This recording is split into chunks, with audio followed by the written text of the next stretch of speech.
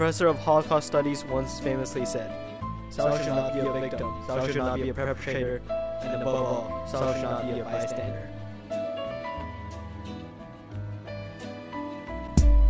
There was this multi-millionaire, his name was William. Delighted by wealth, he lusted for his first billion. He took pride in his success, but he scorned the disadvantage. Born to a life of privilege, Will felt he deserved no less. Society's respect for wealth only deepened his greed.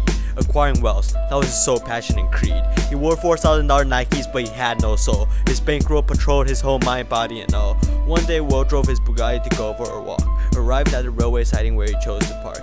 As Will jogged up the track, he passed 4 kids playing with chalk.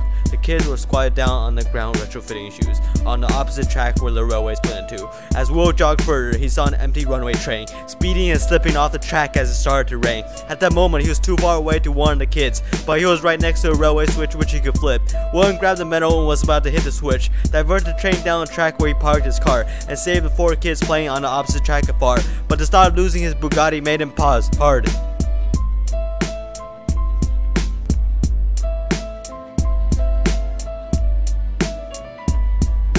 The comfort and luxury of the car made his hand retreat. He had worked hard, 7 days a week for a car he wanted to keep.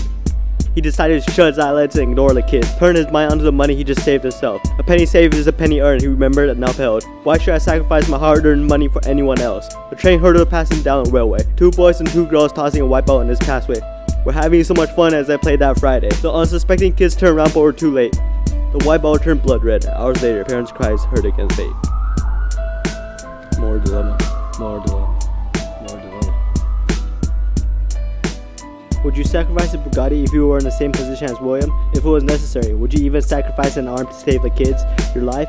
You are probably like, what is this messed up story? What have you been trying to tell me? You might not realize it, but this is actually our story. You and me. We criticize and are horrified by his actions, yet we're all in Will's situation, facing the same moral decision. We could change the system, take action, fight for reform against oppression, or donate money to aid the poor and the sick.